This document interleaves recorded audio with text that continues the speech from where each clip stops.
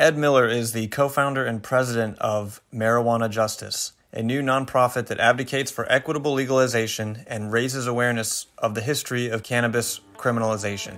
We hear from Ed on this podcast what it was like to teach math at an underserved public high school and how he later pursued both counseling and tutoring, having been drawn to the power of relationships and connection. Ed also tells us why he co-founded Marijuana Justice and what the organization's goals are going forward. So without further ado, here's Ed Miller. Ed Miller, thank you for being on the podcast. Yes. Thanks for having me. Excited to have Ed tonight. Well, let's talk about where you're from. Where were you born? Originally born in Highland Park, and then when I was 2, my parents moved out to Chesterfield. So, born and raised in Chesterfield, elementary, middle, high school out there, and graduated from Monacan High School. Go Chiefs. Nice. 20th reunion coming up this year. Yeah. Wow. That's a real one. Yeah. You definitely don't look like 20 years out of high school. 20 is an attention getter, though. Yeah, he definitely does not look like say that again for the people in the back that are listening. Yeah. That's coming from Daniel, the millennial. Oh, man. And your family is a family of educators. They are. Yeah, my dad was a Department of Correctional Education. He was there for pretty much his whole life. He wrote a book about it called Cell Tales. It's pretty interesting stuff. He saw a lot of stuff while he was out in the different prisons, working out there. My mom was a former school teacher, and then she started working for the Department of Education, for the State Department of Education. My sister works in the school system as well. My mom's sister was a school teacher. I was a school teacher. Wow. So I almost feel like I kind of had to in some aspect, but I ended up teaching school after college because I needed a job. Yep. And I had a couple of friends of mine were teachers at the time, and they were like, "You should consider school teaching." I said, "Yeah, sure, why not?" Because you went to University of Virginia and you studied engineering, right? Yeah. Yep. Mechanical engineering. Mechanical engineering, Which is considered by a lot to be one of the harder ones, if not the hardest, right? Yeah. Depending on who you ask. I considered it not nearly as hard as some of the others that required 2 courses of computer programming. He required 1. And I was like, yeah, that's about it for me. I won't ever do that again in life. And I do it daily now. So And jokes on me. Right. And Ed's saying that to Daniel and me, and Daniel is, of course, the guy that programs all day long. Most of my classes were in that area. So, but you might not have liked computers, but you were into like mathematical concepts and engineering, and you taught math when you were a teacher, right? I did. So it's interesting you said I must have been into those types of concepts. I was really just not interested in reading. So when I was finishing up high school, I said, what major can I pick that's not going to require me to read? Engineering feels good. And there we have it. And, and you were right. It doesn't involve a lot of reading. It didn't. So yeah. It was a win. Nice. That's pretty interesting. I mean, that seems like, I don't know, doing something very difficult to get out of something that's not that hard. Depends on the person, right? You know what I mean? I don't necessarily read too good, so Nice. Yeah. I like So it. What's the word for that, Daniel? You're a big word guy. what he just did. read too Where, well? where he intentionally said something grammatically incorrect. Is there a word for that? Well, the word that the guy that wrote Dimitri's article, used it's called a malapropism. Is that what he just did? I don't know. It may be a sounds version right. of it. that feels accurate. Yeah, I think it's a version of it, for sure. Well, none of us are English majors, except Paul. No, I'm not. No. History. A lot of reading. Yeah, what my history degree did not allow me to do is know everything about history, and it did make me a grammatical expert, for sure. Yeah. Nice. So, Or big word guy, because clearly you're the bigger word guy out of the two of us. yeah, I guess so, man. Yeah. I tapped out on words around the 12th grade. Okay. Yep. It was all downhill from there. Yeah, you had to write that SAT essay, and then you were done. That was it. Thank you notes and stuff. Did you have to write the essay? No, that was more of a recent thing, right? Oh, It might have been just after you, and then they stopped after a few years. Yeah. no way. Yeah. Dang. I guess I got caught. Yeah. Yeah, you got snagged. You probably had your SATs out of 2400 too, didn't you? No. Yeah, you sure? Oh, I thought you were telling me I got a 2400. No, Out of 2400. No. No, Yeah. Ed and I assume you're somewhere around like 1600. Yeah, thank you. So it was out of 2400. which is kind of weird. You should have gotten a 1600. Tell everybody you got 1600. I got a 1600, knowing that it would be changed. Right. Yeah, but you got your engineering degree and you needed a job, and I want to say that mechanical engineering is kind of an in-demand skill set. Yeah, one would think. So was it more because you couldn't find a job for mechanical engineering, or because you were drawn to teaching with your family and everything? Yeah, when I got out of school, there were certain people that I would say did it right. They had the internships in school. They were set up for it. I was not that guy. They played the game. I played no games, and so I had no job as a result. I looked around for some jobs. I worked out at a metal fabrication plant, and what was happening was they were kind of grooming me to be an engineer, but they paid me $9 an hour so that I could learn how stuff worked. But it was one of those jobs where you took a shower after the fact. No offense to anybody that takes showers after they go to work, but after I got my degree, that was not what I was expecting. So they offered me the full-time job, but at that point I decided, this not the life for me. Right. And a couple of friends of mine at the time were school teachers, and they said, yeah, you should think about being a school teacher. And I said, think about it. Yeah, sign me up. And did you go to the same school that your friends were at? I didn't. So I interviewed in the same county that they were at. And what county was that? Henrico County. And when I got there, there's not a lot of males, particularly black males, wanting to teach school. So I think I got there. They're like, haha, we got just the school for you. And so they had me interview at a couple schools on the East End, and that was it from there. And the East End being majority black? Correct. So they pigeonholed you into that? Yeah, there was about a 0% chance that I was going to end up on the West End. Okay. Not that I wanted to, but definitely wasn't going to happen. And how long did you teach for? So I was officially in the school system for 4 years. I had 3 years. I had a provisional license, and then I didn't plan on staying. So the way the provisional license worked is you have 3 years to get all your coursework done, because I wasn't an education major. I knew a couple of things about teaching. I took one educational-ish course.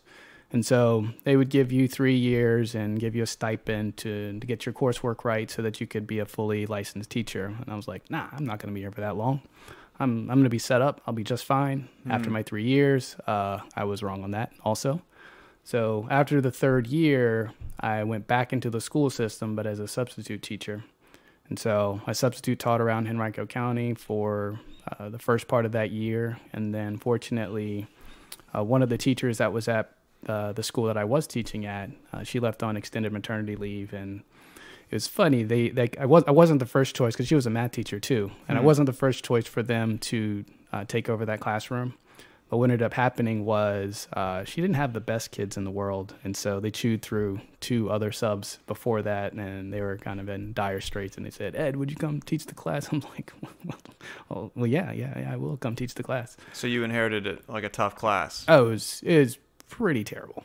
It's pretty awful. There was one day where I had one class where I felt like I just wrote office referrals for the entire class. I had so many kids suspended by the next week, and it was not an awesome day. I had the principal come in and give a class a lecture on taking class seriously, and I never had that experience before. Like, even as a first year teacher, I had some rough days, but that was something special. Especially having chewed through 3 other teachers, I imagine kids would be even more emboldened. Like when I was in high school, anybody really, when a sub comes in, it's like, all right, how can we mess with this person? Exactly. They're like licking their chops, rubbing their hands together, like, we're going to get this guy. I'm like, okay. Did you notice a difference like that when you stopped teaching like as a full-time and switched to being a substitute teacher? Not really. I was probably a teacher's worst nightmare, because I was very much if I'm subbing in your classroom, kids, if you don't bother me, I won't bother you. Here's work. Here's what you're supposed to be doing. Do it if you want to, but if you don't, as long as you're not bothering me or anybody else, we're good with that. Okay. Yeah. And if they don't do it, it'll come back on them anyway. It'll come back on them, because I'd be gone by the next day. Right. Yeah, but for the long-term sub, it was I had a bit more of a vested interest, so yeah, they definitely pushed the limits on that. Yeah. What did you enjoy about teaching the most? I enjoyed connecting with the kids. So I taught math, which is all well and good. It was not something that I was passionate about. So I enjoyed more so the conversations that we had about life and decision making, problem solving. So just being able to connect on that level, anytime that I could offer some encouragement, advice, or what have you, that or see a light bulb go off, then that just made the day for me. It made it all worthwhile. And math was like a means to that sort of interaction. Yeah. So yeah, we definitely talked about math. We talked about a lot of other stuff as well. Because I knew at the end of the day, there was only a handful of the kids that I taught that would need to know how to graph a linear equation, even though it was something that was going to be on their SOL test at the end of the year. So needed to prep them for that. At the same time, I felt like it was also my responsibility to prep them for life. So we had a lot of just serious conversations around that front. And I would say I enjoyed that so much that it led me to want to go back to school and get a degree in counseling so that I could be an adolescent counselor. Wow. When you were talking with these kids, you said that they probably wouldn't need to know how to graph a linear equation. Right. Because I'm guessing because the odds just aren't in their favor for a lot of things like secondary education. Do you think that they were self-aware or aware of that reality in their own life, or were you communicating that to them? Yeah, the question that I got often is when am I going to use this in life? And I often wouldn't have a great answer other than you're going to need this for the test. You will need to pass the test in order to pass the exam. You need to pass the exam to pass the class. You need to pass the class to get your diploma. So therefore, you need to know this information. Yeah. Was there a prevailing sense that kids would be going to college? A handful of them did. A handful of them would. I knew that all of them wouldn't. We had some classes that were more of your honors and AP. I didn't teach those classes, so a lot of my kids, they educationally, they would be stopping after they left high school. I never wanted to put any limitations on any of the kids, so whatever they felt like they wanted to do, I wanted to be in full support of. But yeah, I definitely knew that not 100% of the kids were going to be pursuing secondary and higher education. So it was sobering, but again, I also realized that it's not for everybody. And that was one thing that as a math teacher, I realized that math wasn't for everybody either. So I didn't feel like it was my responsibility to make math for somebody that didn't really enjoy it. But if they could not hate it along the way and feel like they could accomplish something and learn something and feel better about themselves because they were able to do something that they didn't think they could do, then yeah. Great. Because, I mean, it sounds like math isn't exactly like you're not passionate about math itself. But similarly, you're able to prove that you can do it and do it very well, getting a degree in mechanical engineering and all that. So you decided that you wanted to learn how to be a counselor? Yeah. So I would say in high school, originally I wanted to be a psychologist. That dream was quickly dashed because my understanding at that point was if I wanted to do anything in psychology, I would need a PhD, and that just felt like a whole lot of school. And 4 years was going to be enough. 8 was going to be too much. So what's the next best thing? Oh, something that doesn't require me to have to read. Yep, engineering it is. Yeah.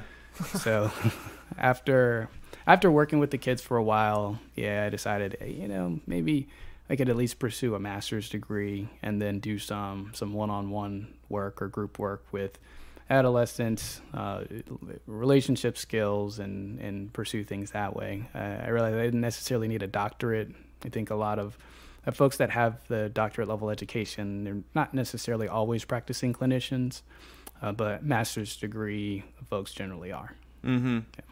So you got a master's degree, and is it called counseling? Yep, master's in professional counseling. Professional counseling? Yep. And did you counsel full time? Not exactly. So with that process, like I went through, and the last year for me was an internship.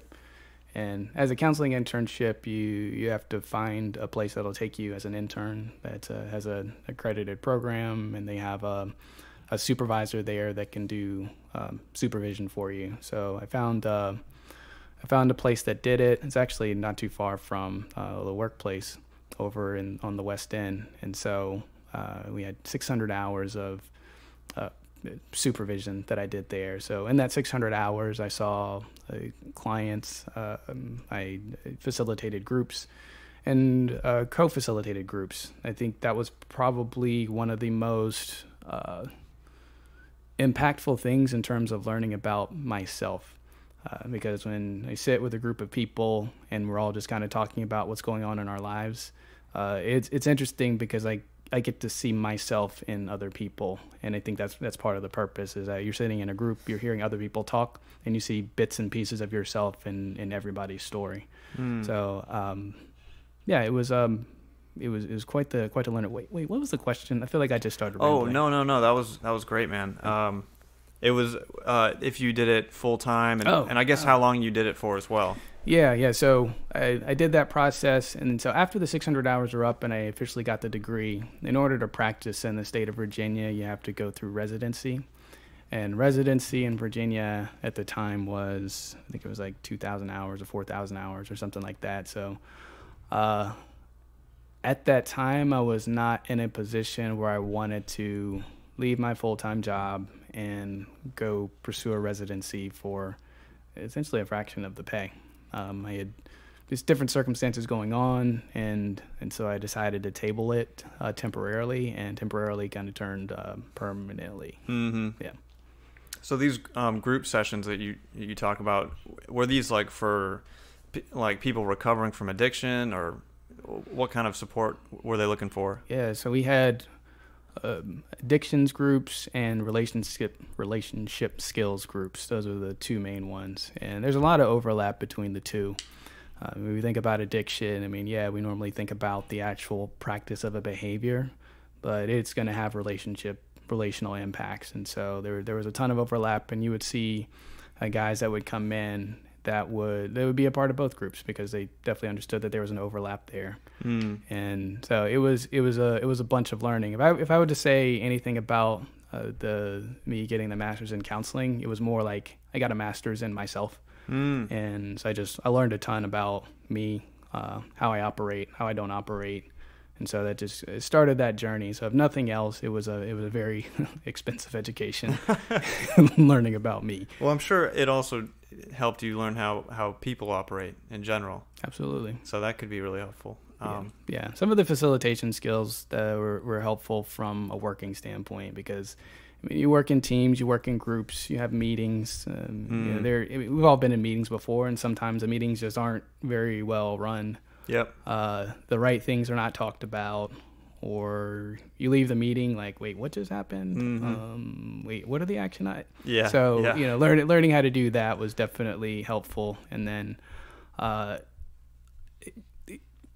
having exposure to all different people, personalities, and walks of life in groups has definitely been helpful in the workplace because there are all sorts of different people and personalities, and navigating through some of these personalities is a little special sometimes. Oh, yeah. Yeah. Oh, yeah. I'm sure you've never experienced that. No, sir. No. It's funny, especially when you get like a lot of people that are very good at their jobs together in the same place, you can get some very interesting personalities. Yeah. Oh, absolutely. And maybe a little bit of ego in there also. Yeah. Just a little bit. Just a wee bit. Oh, man. So you were doing all this, and you referenced a full-time job. Did you also have a day job? I did. So at the time, I was working at a large bank here in Richmond. You've been listening to the podcast. Yeah. It might have been the same that bank nobody will find the name of. No, nobody. It might have been the same one that Paul and Gene worked at also. Yep.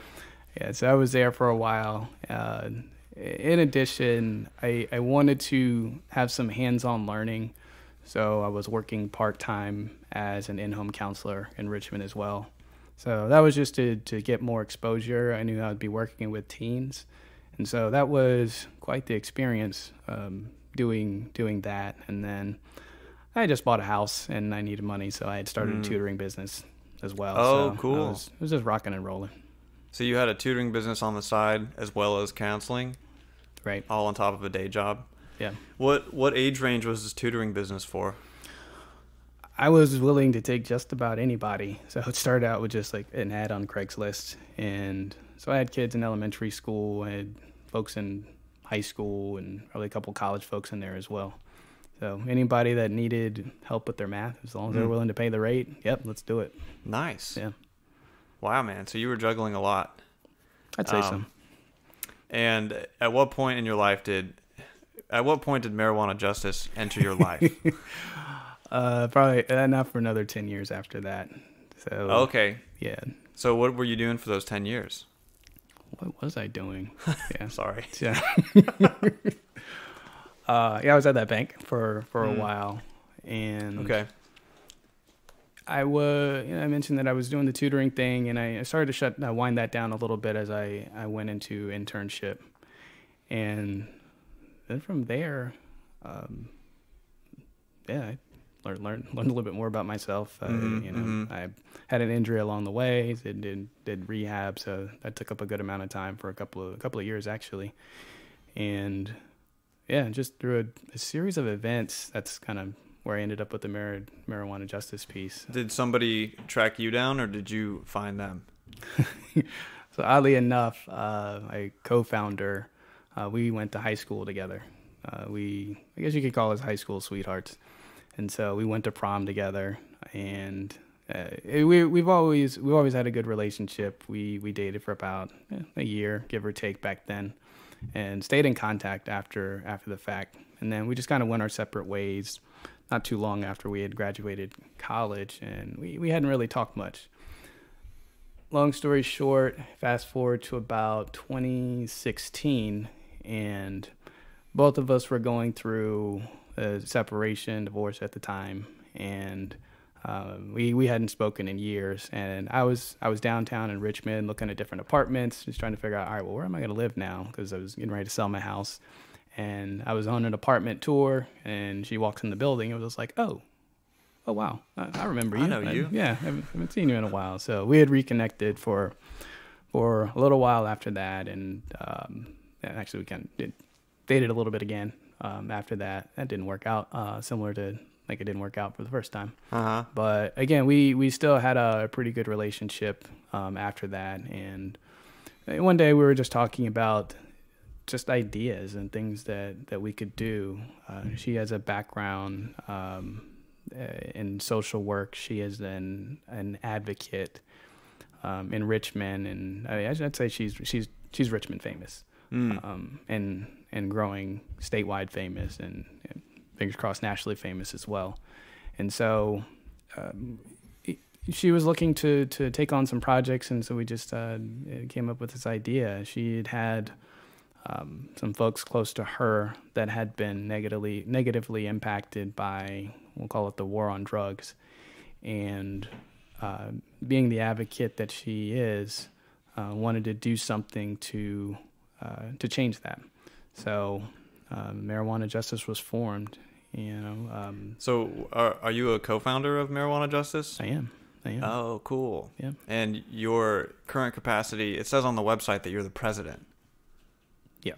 Okay. Yeah. So well, tell us more about like what Marijuana Justice is and what it does first. Sure. Yeah. So we advocate for the equitable legalization of marijuana. So we think about just drug charges in general, and how there are certain populations that are more adversely affected by laws around drugs, particularly Black and brown communities. And so these groups have been severely marginalized just for long periods of time, but like this is one avenue that they've definitely been marginalized. And we have different states that are legalizing along the way, but then there's the question of, okay, so if marijuana becomes a legal thing, then what happens to all the people that have been incarcerated as a result? So just making sure that folks are taken care of. Mm-hmm. And then again, if we're talking about legalization, there will be people making money off of it. I mean, whether it be from medical use or recreational use. So how can we have equity as we move toward legalization? Because again, you'll have big businesses that are going to be able to profit greatly off of it. But what about the folks that, again, have been incarcerated for it? What about giving them opportunities to participate in the economics of it all as well? So those are the things that we take up. Those are the things that we look at. Those are the things that we advocate for just on a regular basis. And I co-founder Chelsea Higgs-Wise is just, she's done a great work in spearheading and leading the charge. She has a lot more political background than I do. I have none. Mm-hmm. But I have a little bit of a background in operations knowledge and finance, so I'm able to help out and show some support, not just show some support, but to help out with the operations of running the organization. Yeah, and it said on the website that you wanted to be at the table when the question of what do we do, because it sounds like it's more of a when and less of an if as far as legalization goes. Absolutely. And when that happens, you want to be at the table to help make the decisions on, we're going to have a lot more tax revenue because it's legalized and because we're taxing it. Yeah. So how are we going to distribute this or fairly, all that stuff? Yeah, equitably.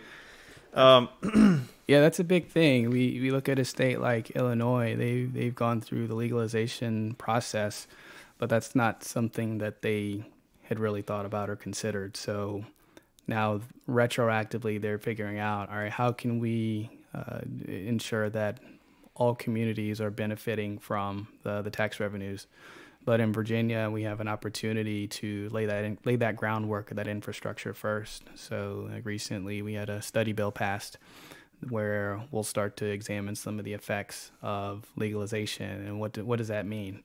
Mm-hmm. And so we're thinking in the next couple of years, maybe the next 2 years, we can start looking at true legalization. But with that, we'll have the infrastructure set up to where, we know that there's going to be money, we know about how much, and we have plans for how it'll be distributed. Mm-hmm. Yeah, and what you said earlier about everyone that's already been, sentenced, incarcerated because of a, let's say nonviolent marijuana-related offense. Mm-hmm. Your group is there also to make sure that those people don't get just forgotten. Right. Yeah, definitely. On a macro level, we just want to ensure that groups of people that have been historically forgotten about and marginalized are no longer forgotten about and marginalized. What are some, it's difficult for me at this point to think of reasons that marijuana should be illegal. So why do you think that it's taken so long? Ooh, that's a loaded question. I think it depends on the research and who you ask. A marijuana prohibition that's been going on for decades now. I would love to sit here and tell you that it came from a good place, but I don't think that it did. When we had those laws were originally set up because we think about back in the 60s and 70s, Jim Crow era. At that point in time, civil rights movement had started, and we could no longer arrest people for being a part of a demographic group. And so this could also be the next best thing. So I think it just kind of sat on that front, and there was a lot of propaganda that was going forth at that point around how dangerous marijuana is. Now, the research at that time said the opposite, but legislators really villainized marijuana as a whole and talked about how it was one of the most dangerous drugs out there. And even how it was classified as a Schedule I drug. And those are ones that have no medicinal benefit. Those are like, meth and like cocaine, right? Mm-hmm. Mm-hmm. Which is pretty, okay, it's pretty absurd. Yeah. So they lumped it in with Schedule I, and the idea is that it's a tool for policing and control. Yep. In the absence of just blatant Jim Crow. Correct. Yep. And we're still dealing with the generational echoes of that. Yeah, we are. Because I'm kind of in your camp. I don't logically see a huge reason for having a marijuana prohibition as we have it today. I know there was one for alcohol, but I realized that didn't quite work out. Yeah. On your site, there was also a story. It was a video of this guy telling his own story. Mm-hmm. Tyrone was his name. Yeah. He was a Navy veteran, 21 years. And he came back and he talked about the he had like a cocktail of mental issues that had to do some with the military, some without, panic disorder, anxiety disorder, schizoaffective. Mm-hmm. And he was given a lot of different meds. Didn't work out too great, ups and downs. So he started growing weed. Yeah. And then he got caught. Yep. And the video ends, but do you know what happened? Like, I would have to reach out to Tyrone to see how that story ended. But I mean, I think that's just a case in point, right? Like, he was able to find something that worked well for him, and he wasn't causing any harm or danger to anybody. Nevertheless, he was caught. And so that's something, there's a couple of stories on the website out there now, and we're always looking to have other folks tell their story as well. So, what is the name of the website? My what? The marijuana is it just? I thought it's a trick question. Marijuanajustice.org. .org. Okay. Yeah. No, yeah. I'm trying to give it a plug. I appreciate it. THC Justice now on all social media. THC Justice now on all social media. Yeah. You can follow us on Facebook. Follow them on Facebook, Twitter, Instagram. Are you going to follow us on Facebook? I don't have a Facebook. Would you get a Facebook so that you could Yes. support? Okay. Yeah. I'm going to hold you to that. Okay.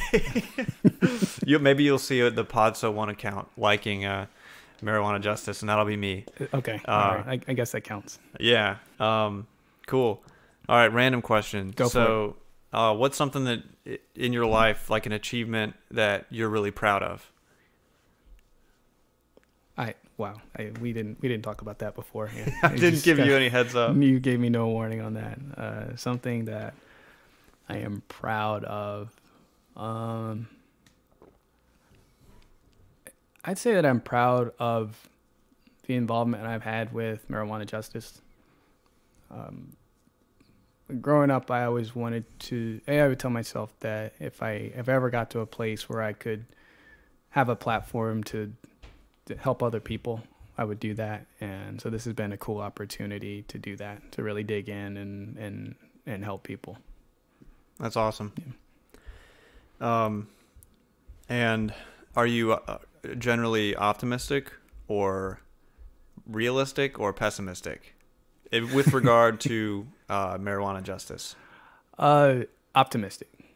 I think a lot of the questions are questions of when and not if. I have all the faith and confidence in the world in Chelsea and her leadership and her vision and where things are going to go. I have some confidence in my ability to keep up, but I have a ton of confidence in her ability to lead. And so, yeah, I think great things are happening. I think great things are on the way. So I am legitimately excited about how things are going to be shaping up over the next couple of years. Awesome. Yeah. What are some things that are in the works with marijuana justice? Yeah. So a couple of things that come to mind. First, working on drug education curriculum. So a lot of folks are familiar with the DARE program that kids have in elementary or middle school, and the studies have shown that it's not super effective, and that might be a bit of an understatement. So what Chelsea's working on right now is a re-DARE program, and so it's looking at drug education, particularly from a racial equity lens. And so it's going to add in a history component, because I think one thing that's not really talked about is how did we even get to the laws that we have today? Like why are we where we are today? Mm-hmm. And to be able to paint an end-to-end picture of drugs and drug education, I think will be super helpful to so that kids can make informed decisions. And I know we don't want to leave kids to make informed decisions. Eventually, when they become adults, they're going to have to make informed decisions, and we want to make sure that they have the right tools to be able to do that. Oh yeah. Something else that's important, data. We live in a world, I think, that thrives a lot more on data than it used to, and so being able to work with folks, people that have a lot more data expertise than I do, to architect and warehouse a lot of the data around convictions, arrests, and being able to tell the story and tell that narrative of what's going on. It's something that's on the horizon for 2020 also. Yeah, a lot of the time you hear about data being like, if you just look at numbers, you kind of forget that each of those numbers is a person. Yeah.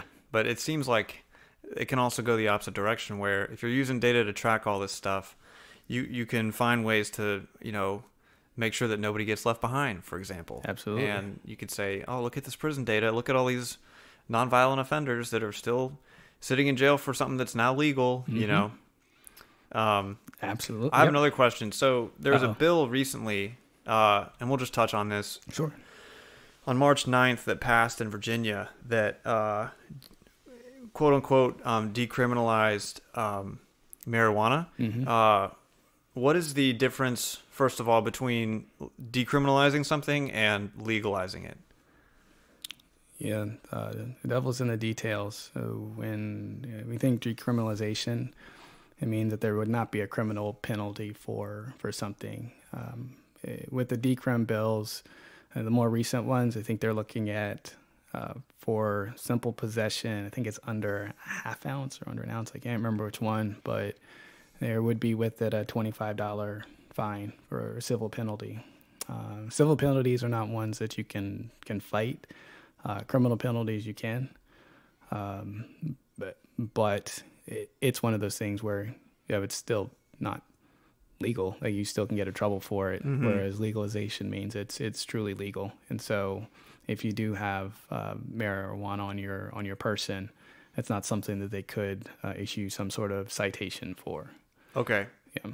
And another piece of with the more current legislature that we're looking to fight is with that, there's a clause in there around intent to sell. And I think it's something along the lines of, if you have more than an ounce, then the assumption is that you have an intent to sell.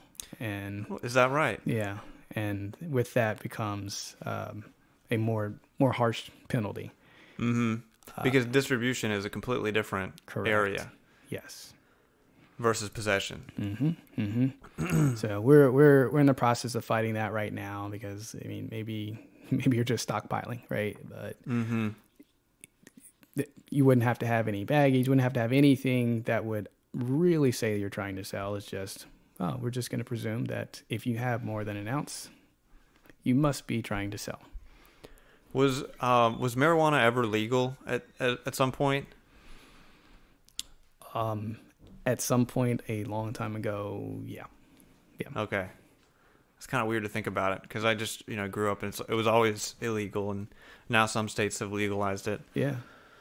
So, so obviously the ideal world for marijuana justice would be just a straight up legalization. Yeah. It's good to go, but because that's not very feasible with, I guess, like the way the legislature works right now, it's more like these baby steps, like let's decriminalize and then let's reduce the penalties and eventually get to a place where we can legalize. Correct. Does that sound fair? That's about how it works. I'm glad I have a business partner that understands the inner workings. There's a lot more patience than I do.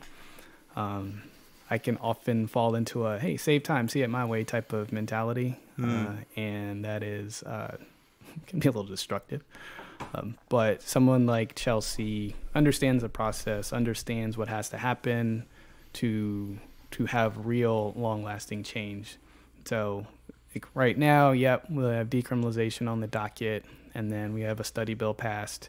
And what that's going to allow for is to allow for research on decriminalization, for legalization. And so, again, we can start setting up the financial infrastructure for when we do get to proposing legalization bill, say in 2022, we have a lot of data to back it, because I think that's something that we'll definitely need. Like we'll need the data to support the bill. It's not going to be one of those, oh well, it just makes intuitive sense. Like we'll have to have the data there, and if it were to pass, we'd have to say like, all right, there's revenue being generated. What do we want to do with it? And the study bill will also allow us to take a look at, all right, how can we start to appropriate funds so that when we do move toward legalization, it's done in an equitable manner.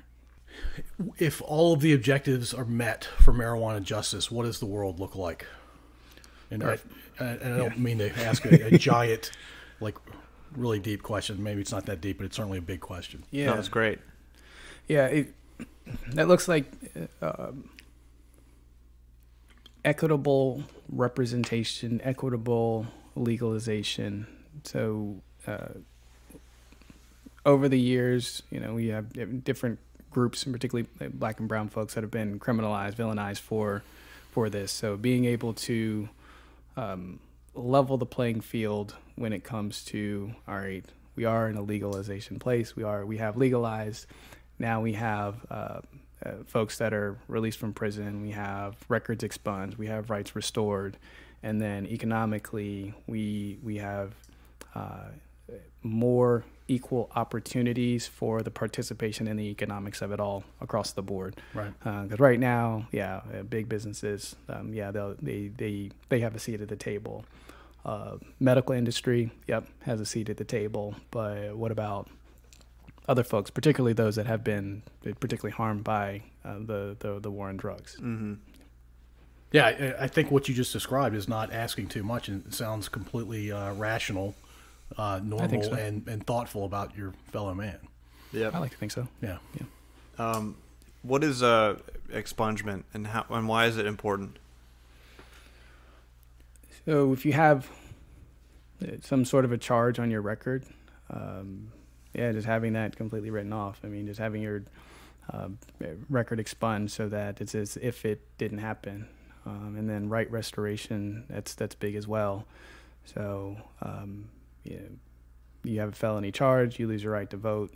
Hey, let's go ahead and wipe the record of that charge, and then let's restore your rights.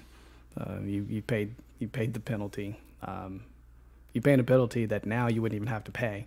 So let's just make sure that now that we are in this new space, you're still not forgotten about. Right. Yeah. How many groups are across this country that are going after similar or same objectives? There's a lot of groups out there that are going after legalization. Our unique lens through which we're looking through is one of racial equity.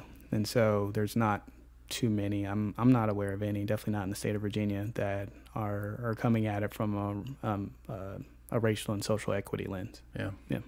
Well, I think it's great what you guys are doing. And I missed part of this, and you may have answered this earlier. Do you feel like you're making progress? Yeah. Oh, yeah. Yeah, that's awesome. Yeah. Yeah, it's cool because we just started June of last year, and just some of the doors that we've been able to get in have been pretty cool. Oh, wow. Yeah. I thought you'd been doing it for a few years. Yeah. Oh, no. That's amazing. The T-shirt's legit. T-shirt's legit. Yeah. So if you could quit your day job, which I know you love, and it's a fun thing, it's a great place, but if you could quit that, I love my manager also. Yes, I've heard his manager is pretty freaking amazing. stellar. I've heard he's got a huge head. I wouldn't know. So if you could, how do you judge such things, really? 30 pounds, he says it weighs. He's just really smart. That's all. He's just really smart. Yeah, good times. If you could, because it's a non-profit, right? That's what it's classified as. So if you could go and work full time and not worry financially for marijuana justice, would you do it? Absolutely. Yeah, without a doubt. I guess I expected that. Without a shadow of a doubt. Yeah. Yeah, the key part was not have to worry financially. Right. And they're like, oh yeah, definitely sign me up. Yeah. So go donate, people. Yeah. Marijuana. Nice. Yes. Right. Yeah. MarijuanaJustice.org. It's on the top right, little button. There it is. So tell us about Show Choir at high school, Ed. Oh wow. Yeah. I guess elementary school I was in the choir there. Middle school, same type of thing. And high school, it was just, I guess, the next step in the choir singing dancing realm was to get involved in show choir. And we had a group. The group was pretty good, particularly in the Central Virginia area. And yeah, we had a bunch of fun with it.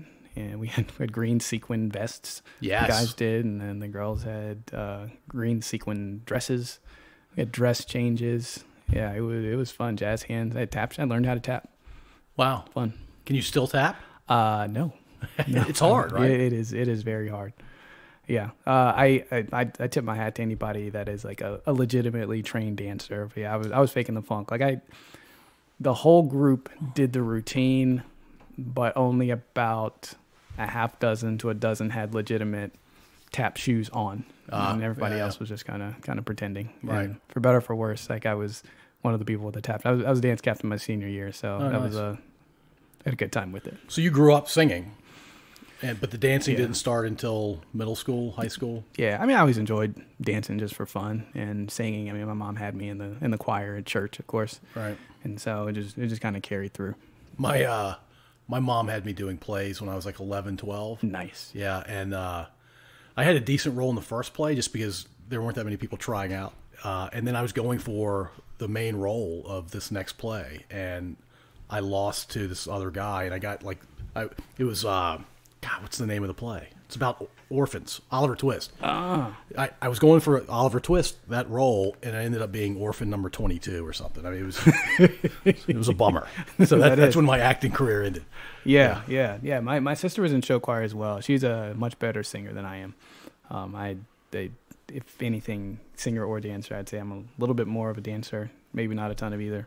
So when I was at UVA, I choreographed a group while I was out there as well. Yeah, that's awesome. Tell us about that. Yeah, it was University Dance Club, and I was in there for a semester or two, and had some fun with it. And then it was one of those things where I was like, you know what, I think I could choreograph.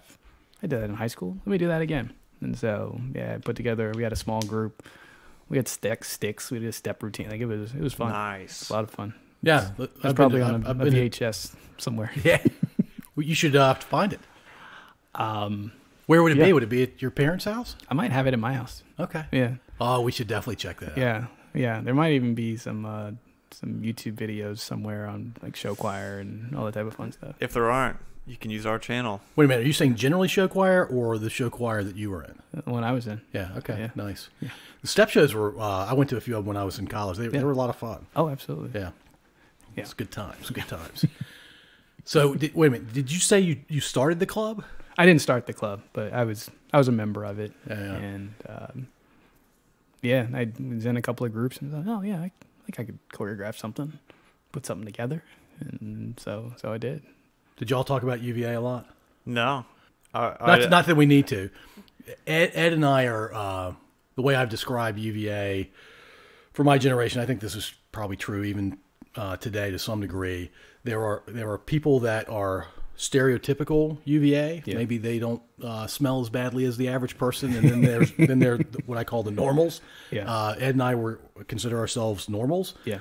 And Ed and I have both agreed, and I will deny this, but of course we're being recorded right now. We may have to edit this out later.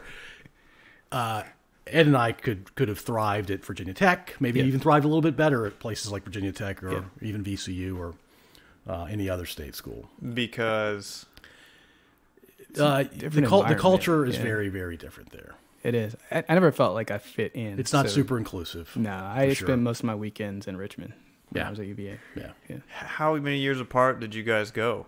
Because that's for you guys to both have the same impression of the culture. Let's see. Ed's talking about his 20th. I can't count that high. You don't have that many fingers. We'll call it 33 for me. So there was a, let's say, 13-year gap between you guys being there. Yeah, but it integrated women joined in 75. Mm-hmm. That seems late. Like that. It was. And then I imagine that took a while. By the time I went there in 87, it felt like a co-educational environment. But I can't imagine what Ed experienced was too terribly different than what I experienced. Mm-hmm. Yeah. Other than we come from different demographics, and that has an effect. And I was in engineering school as well, and we were a little secluded. By little, I mean a lot. He was hanging out with the really smart people. I was hanging out with the people that barely got in. Yeah, I was hanging on their coattails. Yeah, I did not thrive in engineering school. You got it That's a nice through. way to put that. Yeah. I saw it was like a coronavirus meme, and it was a professor saying like, make sure you don't shake hands or have any close or physical contact with anybody, and don't hug anybody during this trying time. Engineering students, please disregard this message. That sounds all right. Yeah, they didn't let us out too often. I think I only took a couple of classes that were not engineering classes. I don't even really know what the rest of the campus looked like. Yeah, and it's brutal, right? I mean, it's hard work. Yeah, and I didn't understand it. I'm thankful I had smart people to hang around because I was like, I don't get it. Yeah, and that was pretty much every class. It was all well and good the first year when I was taking just the general courses, the calculus, the physics, but I was like, man, this is gonna be awesome. Then I got into my second year and in my major courses, and I was like, wait, what did I sign up for? Yeah, this is terrible. Yeah. And at UVA, you join the School of Engineering. It's like a sub school. Yep. So once you're in there, is it hard to extricate yourself? It's a big word to extricate. Daniel's got one or two of them every podcast episode. Man. It's a good thing I went to UVA and I know what that word And by the way, he's giving you grief about it without me saying anything to him. he came by that honestly. No, he didn't. He's been listening. No, I don't think so. He's been dropping references, dude. I think he's listening to two. You know what he said? He said, I'm a listener now. Okay, yeah, that's right. You do qualify. Need to qualify. I open-ended. Based I on was very, like, very open or easy definition. I was like, what was your day job? And I didn't even, no leading question. And he said that he worked at a large bank in Richmond. So I know he's been listening. Well, you heard that one in episode 7, I believe. We've been referencing that. We probably said that 6 or 7 times. Yeah. Nice. Yeah, to leave engineering school, I mean, it's possible, but it's just not necessarily possible to do without staying an extra semester or two. At least. Yeah, at least a semester. Easy. Yeah. So once you're in, you kind of got to commit. Yep.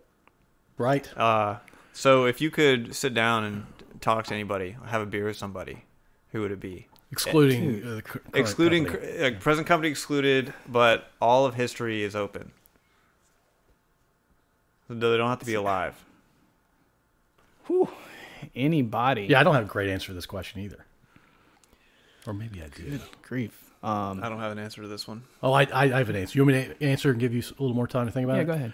So I'm going to go sports. I'm a big football guy, so it would have to be somebody from the Tampa Bay Buccaneers. You would think I'd go with a Hall of Famer from Tampa, which I think there are only 2. Most teams have like 20 probably. Tampa only has 2. But I think I'm going to go with Doug Williams. You know who Doug Williams is? Can you see it in the corner to the right of the TV over there? There's a poster over there. It's Doug Williams. It's probably my favorite thing in this basement. Yeah, I'd like to sit down with Doug. Do you think that? I think he's coaching now. I think we're going to get him on the podcast. Would he be nice to you? Would he be nice to me? Yeah, we would love each other. Okay. Yeah, no question. Would it be like you being like, I love you and I love your work, and him being like, no, that's kind of weird. We would be near equals. Okay. I would put him on a pedestal, but not too high. Oh, that's good. That's important. Yeah, he played in Tampa during the rough years, and he's got a really incredible story. He was the first African American quarterback to win a Super Bowl. That's huge. Yeah, he's been through a lot to do what he's accomplished. I have a ton of respect for him, what I know of him, even though I don't know him personally. Yeah, that's great. That was supposed to buy me time. I was trying, man. Yeah, I appreciate it. Yeah, I feel like all my answers would be cliche. Yeah, I mean, it could be anybody. Like a Michael Jordan, of course, or Barack Obama. If I use some recency bias, then maybe a Jay-Z or a Black Thought. I would say Jay-Z, just what he's been able to do, particularly over the last 10, 15 years. Just to hear what he talks about, to hear him talk now. There's not a lot of people that I feel inspired by, but he's one of those people. Just because of his success, or what he's been doing with his success, or both. Both. Yeah. Him talking definitely stretches my thinking and how I look at the world, how I view things. I could say the same thing about Black Thought. Just hearing him talk. Just being the artist that he is, and his focus on the craft. I mean, I would grant him the top slot in terms of hip hop artist and just the time and attention he gives to his writing and just his craft. Like I think that's incredible. I'm kind of like you in that I'm a master of none type of person. So I think it's really cool to get around. At least like I would want to pick some people because that's what I would aspire to be. Is like I want to be good at something. Right. You know, that's something that's definitely kept me up. And I'm like, oh, what am I going to be good at? Maybe best nothing. At. Yeah, the best at. Yeah. I went to see Chris Gardner from The Pursuit of Happiness. I saw him a couple times, and he said two things that really just rocked my world. Is that he wanted to do something he loved so much that he couldn't, when he went to bed at night, he couldn't wait to get up the next morning to do it. But the other thing he said was he always wanted to be world class at something, and that resonated with me. But here I am, 10, 15 years later, I'm like, yeah, I don't know what that is yet. But yeah, and you may not figure it out. You may never figure it out. Yeah. Or maybe it's that it is nothing, and then I just do a bunch of stuff. Which means it's anything. Yeah. The possibilities are endless. Yeah. You'll be a world-class generalist. Exactly. Is that a thing? Exactly. It will be after this podcast. Okay. Anything. Yeah. World-class generalist. I like that. Yeah. That's good. That's a good answer. So you didn't no Kanye? No love there? Ooh. You're being somewhat inflammatory. Yeah. Why would you say that? Yeah. He was not like this before the podcast started. I can tell you that. I just know. I know he's a polarizing figure. He is. And this. I think in his own right, Kanye is a genius. I think there's often times where he is well ahead of his time. Like, it was funny you mentioned. I was actually listening to him on the way up here. Oh, really? Yeah. The Dark Twisted Fantasy album. Like, I think that's probably one of. I think it's my favorite album that he has ever put out, and it came out in 2010. But the content in that album, I mean, it's relevant today. I'm like, wow, this guy's like ahead of his time. But then again, I also watched his interview with Dave Letterman on Netflix, and just as the interview got later and later in, I'm like, oh, this guy's kind of off his rocker right now. Like, someone needs to reel him back in, or just really cut recording. I haven't seen that. But you knew that he has that in him, that off behavior. I would call it. He's eclectic. Eclectic. Yeah. There we go. There we go. Nice and safe. Yes. Love it. Yeah. Got us back in bounds there. Yeah. Perfect. Did we talk about counseling at all? We did. All right, I'll have to catch it when I listen to it. We talked about some of the group counseling work, but we didn't talk about the couples or the single counseling. Let's explore one of those. Which one was harder for you as the counselor? Couples, because I was a single guy. So it's just a hard thing to establish credibility? Yeah. I had one couple that I saw a couple of sessions, and then they were like, no. No thanks. Yeah, like I get that having experience would probably help in that situation, but it seems like just having a room and having a person and having an occasion for a couple to like talk about stuff that they would not ever otherwise talk about is effective in itself. Like, just get them talking to each other. And there's an objective person there who's trained, trying to help them get to a better place. Right. Yeah. One would think. I think so. It's not you. It's them. Yeah. We'll take that. Appreciate it. Yeah. I think I did in-home counseling as well. That was interesting. There's a ton of in-home counseling agencies, but I learned a lot about that. So you would go to their houses and sit at the dining room table or something? Yeah. I had one out in Gilpin Court, and it was a different area. Yeah. Very different area. So is that awkward when you sit down with them at first and just say, all right, well, how do you start that conversation? I mean, typically in in-home counseling, you end up with school-age kids, and for a lot of kids that have in-home counselors, it's fairly normal. So it's just having a conversation with a teenager, just like anybody else. Right. And so just, hey, let's talk. You're talking and doing some mild steering in the spirit of learning more about the kid and how you can help them. Yeah, because at the end of the day, it's just establishing that connection. Because logically, I should be able to ask this set of questions, and you should be able to give me all these answers. But we're dealing with people, so it's really just creating that environment where people feel comfortable to talk about whatever's on their mind, whether it be something that they need help with or something they just want to externalize. So we played a lot of basketball. Nice. And, play some cards here and there. So whatever would be necessary to just have conversations. And like you talked about that list of questions. Like if you felt like you couldn't ask that question or that they weren't really willing to answer it, that was okay. You just moved on, or yeah. We could push on it, or maybe try to ask the question a different way. But it wasn't going to be one to try to extract information that the kid didn't feel comfortable, or even if it was an adult, if it's not something they felt comfortable talking about. I'm not going to push on it, because again, it's just having that relationship was probably the most important part in the therapeutic process. Is just feeling that at the end of the day, yeah, you can come, we can talk about whatever you want to talk about, however you want to talk about it. I'll ask some questions, but I'm not going to push. I'm not going to make anybody uncomfortable. Yeah, because if you push, they're going to shut down. Right? Yeah. Typically. End of relationship. Unless you push really hard, and then you can get some short-term success, but then they'll hate you. Yeah, short-term success, like who cares, right? That's not the end game. Day traders, yeah, right, yeah, right. Totally the same thing. Too. If you have a day trading mindset in counseling, you're probably not going to be very successful. We're gonna go for the big bet today. Right. We're going to work it all out in 20 minutes. I wish it worked that way sometimes. Oh man! All right, so since Ed is technically a listener of our podcast here, he heard the question that we asked. Have you already done it? No, of course not. Dude. You, I'll never do that. You waited for me. Yeah, no, I appreciate that. So Ed, and for our new listeners to this podcast, because at least your parents and maybe folks that you work with at Marijuana Justice will listen. We certainly hope they do, and would appreciate it. The question we ask is, Daniel calls this a would you rather. Would you rather join the military for a 4-year stint? You remember the question, but I'll explain it for our new listeners.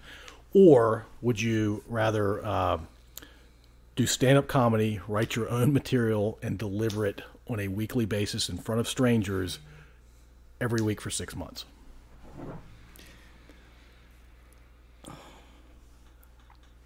If you had asked me that question 15 years ago... Oh, by the way, I'm sorry. You're 25 in this scenario. I'm 25. And you're single. Oh, 25 and single. Ready to mingle. No, yeah. Knowing what I knew at 25, then I'd probably go to the military. Yeah. Yeah. Knowing what I know now, probably comedy.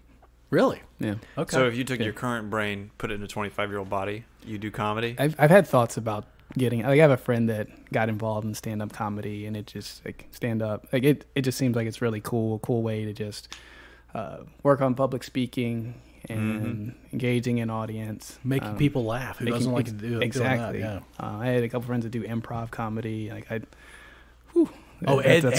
going to help us tap into a bunch of fun guests. Just talking about that stuff makes my heart kind of beat faster. Got some palpitations happening. Yeah, woof. Improv comedy, man, like it can be really funny, but it can also be super cringy. And I would hate to be one of the actors that's like flopping, flopping or saying something politically incorrect. And, just making a gaffe and like, oh. Yeah, I went to an improv comedy show last year, and they wanted volunteers on the stage, and nobody raised their hand. I was like, yeah, sure, I'll get up there. And nice. Just made a complete fool out of myself. But you're willing to do it, and you can take the anguish that comes with failing. Absolutely, yeah. And you don't wake up at night being like, oh, I should have said this, or I shouldn't have said that. No. That's good. No. That's good. Yeah, leave it all on the stage. Yeah, I think you have to, right? Yeah. Otherwise, it's just a brutal way to be inside your own brain. Torture yourself, yeah. Sweet, I like it. You got another one. We got another comedy. There are 3 of you now. Racking them up, dude. For a second there, you said military, but then you came around. I think we'll give him. He's on the comedy side. Okay. Yeah. Solidly. Yeah. I got another question for you. Go for it. What would you want to name this episode? Just like the title of it. Yeah, you get to name it. We can help you name it. You can call it Ed Miller. Yeah, really exciting title there, Ed Miller. You can call it. But that's how we've titled most of it. Actually, everything that's out right now is titled that way, right? Except for the 3 generations. But starting with the next one, we're titling it whatever they decide to title it. And that's how we are as we get near the end of the episode. This is part of our hockey stick growth. We're asking the question. I don't know how that equates to the hockey stick, but sure. I don't know what hockey stick you're talking about. Can I sleep on it, or are we locked into? No, you can definitely sleep on it. You can sleep on it. It's mostly about having a fun discussion about what it could be. Okay. And it doesn't mean we have to settle because we've gone over, let's see, your upbringing a little bit, your college, math teaching, counseling, the big bank, marijuana justice, music, working out. Show choir. You forgot show choir. Yeah, so we've really hit a lot of areas here. Call it eclecticism. Oh, boy. Okay. So quality eclecticism. Equitable eclecticism. Equitable eclecticism. Wow. I kind of like it. Alrighty, man. It's alliterative, too. Who doesn't like that? Those are two big words for an engineer. Big words. Yeah. Are you a reading man?